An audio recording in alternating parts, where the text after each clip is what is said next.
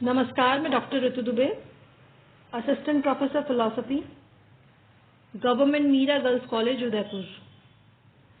आज मैं BA honours philosophy second year के सेकेंड पेपर को पढ़ाऊंगी, जो है समकालीन भारतीय दर्शन, कंटेम्प्रेरी इंडियन फिलॉसफी। और समकालीन भारतीय दर्शन के इस पेपर में आज हम पढ़ेंगे राधा कृष्णन को, विशेष रूप से राधा कृष्णन के परम सत संबंधी विचार, जगत संबंधी विचार और आत्म संबंधी विचार का अध्ययन हम करेंगे। सबसे पहले देखते हैं कि परम सत्य या रियलिटी के विषय में उनके क्या विचार हैं। राधा कृष्णन ने वस्तुतः परम सत्य को पाश्चात्य परंपरा के अनुरूप निरपेक्ष सत्य यानी एब्सोल्यूट रियलिटी कहा है और भारतीय परंपरा के अनुरूप ब्रह्म कहा है। उनके इस परम सत्य के विचार में कुछ अंश तो अद्वैत वेदांत के हैं और कुछ अंश हीगल परंपरा के लिए हुए हैं। अद्वैत वेदांत के समान वे भी ब्रह्म को पूर्ण अद्वैत और एक मानते हैं, लेकिन साथ ही हीगल के समान वो ये भी मानते हैं कि ये एक पूर्ण अमूर्त भाव नहीं है, बल्कि ये सब कुछ का वास्तविक आधार है। ये जो पूरी सृष्टि है, इसका जो वास्तविक आधार है वो परम सत्य है, जिसे वो भारतीय परंपरा में ब्रह्म भी कहते हैं। यानी रामानुज के दर्शन में परम सत्य, निरपेक्ष सत्य और ब्रह्म, ये सभी इन सबके एक ही अर्थ हैं। राधा कृष्णन निरपेक्ष सत्य को शुद्ध चेतना, शुद्ध स्वतंत्रता और अनंत संभावनाएं भी कहते हैं। निरपेक्ष को शुद्ध चेतना कहा गया है क्योंकि चेतना ही ऐसा तत्व है जो अमिट है, जिसका पूर्ण निषेध संभव नहीं है। हम अस्तित्व के किसी ऐसे आयाम की कल्पना भी नहीं कर सकते जहां पर चेतना ना रहे। साथ ही उन्होंने निरपेक्ष को अनंत संभावना भी कहा है। वो इससे कहा है क्योंकि इस निरपेक्ष सत्य की अभिव्यक्ति अनंत जगतों में हो सकती है। ये जो जगत है, ये एकमात्र जगत नहीं है। अनंत संभावनाओं में से एक संभव जगत ये है। साथ ही उन्होंने निरपेक्ष सत्य को शुद्ध स्वतंत्रता भी कहा है, क्योंकि जब भी इसकी कोई संभावना रूप लेती है, व्यक्त होती है, तो ये एक बिल्कुल ही स्वतंत्र क्रिया होती है, किसी पूर्व निर्धारित तत्व से निर्धारित नहीं होती। और ये कोई मजबूरी भी नहीं है कि यही जगत व्यक्त हो, क्योंकि जैसा कि पहले मैंने कहा कि अनंत संभावनाएं हैं जगतों की, इसलिए यही जगत व्यक्त हो, ऐसी कोई मजबूरी भी नहीं है। इसीलिए उन्होंने कहा कि निरपेक्ष सत्य शुद्ध चेतना है, शुद्ध स्वतंत्रता है और अनंत संभावना है। जगत के संबंध में जो रामानुज के विचार हैं, उसको समझने के लिए एक बात पहले से स्पष्ट कर देना चाहती हूँ कि राधा कृष्णन की जो दृष्टि थी वो आदर्शवादी थी।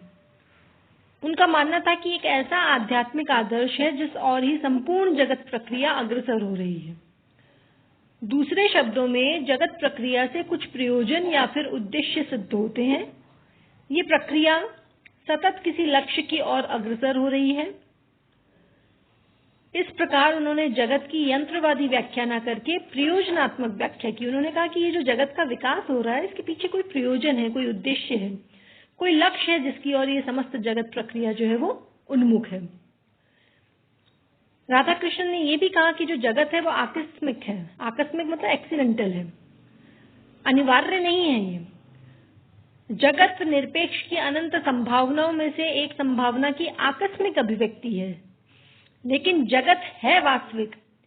ये जो जगत है ये आकस्मिक है, लेकिन ये है वास्तविक, रियल जगत है। जगत के इस मूल लक्षण के अतिरिक्त उन्होंने जगत के कुछ अन्य विशिष्ट लक्षण भी बताए। जैसे पहली बात तो राधा कृष्णन कहते हैं कि जो जगत है वो एक व्यवस्थित संपूर्णता है। इसका अर्थ है कि जगत का हर पक्ष एक दूसरे से व्यवस्थित ढंग से संबंधित है। दूसरी बात कि जगत के सूक्ष्म अवयव हैं और हर तत्व, हर अवयव जगत में सक्रिय है। उसकी सक्रियता की जो सार्थकता है वो इसी बात में है कि वो संपूर्ण जगत से संबंधित है। अगर संपूर्ण जगत से वो संबंधित न हो तो उसकी सार्थकता नहीं है। तीसरी बात कि जगत का एक लक्षण यह भी है कि ये पूर्णतः गत्यात्मक है और क्रियाशील है, स्थिर नहीं है। तो ये थे उनके जगत संबंधी विचार।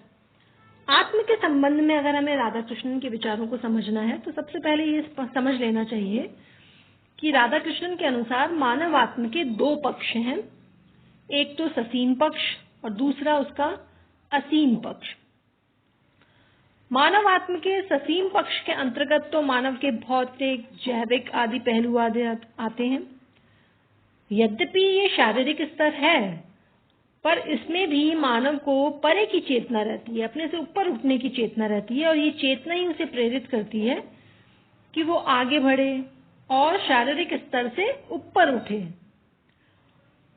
शारीरिक स्तर से ऊपर उठे मतलब अध्यात्म की ओर उठे। तो मानव में जो अपने से ऊपर उठने की शक्ति छिपी है, उसी में आत्म का असीम पक्ष प्रकट होता है। असीम पक्ष जो उसका अध्यात्म रूप है, जो उसका वास्तविक स्वरूप है। अगर आपसे पूछा जाए कि मानव आत्म के दो पक्ष हैं, ससीम पक्ष और असीम पक्ष, लेकिन मानव आत्मा का वास्तविक स्वरूप क्या है, तो वो उसका असीम पक्ष है, यानी उसका अध्यात्म रूप। राधा कृष्णन मानव आत्मा का ये जो असीम पक्ष है, उसको ईश्वरीय कहते हैं। उनका कहना है कि हमें जो सदैव उच्चतर जाने की प्रेरणा है, हम अपने से ऊपर उठने की हमारे में जो प्रेरणा है, वह एक प्रकार से हम में स्थित ईश्वरीय रूप ही है, जो शारीरिक, भौतिक या इंद्रिय आश्रित उपलब्धियों से ही संतुष्ट रह नहीं सकता। हम में एक ललक होती है कि हम सीमित जो पक्ष है अपना, जो केवल शारीरिक पक्ष है, भौतिक जैविक पक्ष है, उससे ऊपर उठें, उच्चतर की ओर उन्मुख हों। इस प्रकार राधा कृष्णन के अनुसार मानव स्वरूप का असीम पक्ष उसका आध्यात्मिक रूप है, जो ईश्वरत्व का ही रूप है। तो ये उन्होंने मानव आत्मा का जो है मूल लक्षण बताया, लेकिन इसके साथ ही उन्होंने मानव आत्मा के जो मानव आत्मा है उसका एक अन्य लक्षण भी बताया, और वो कहा कि स्वतंत्रता है। स्वतंत्रता मानव आत्मा का सार गुण है। स्वतंत्रता का अर्थ है कि मानव अपने जीवन, अपनी क्रियाओं को दिशा दे सकता है। मानव का भविष्य बहुत हद तक अपने आप पर ही निर्भर है। तो ये हुए राधा कृष्णन के सत्व, आत्म और जगत संबंधी विचार। Thank you.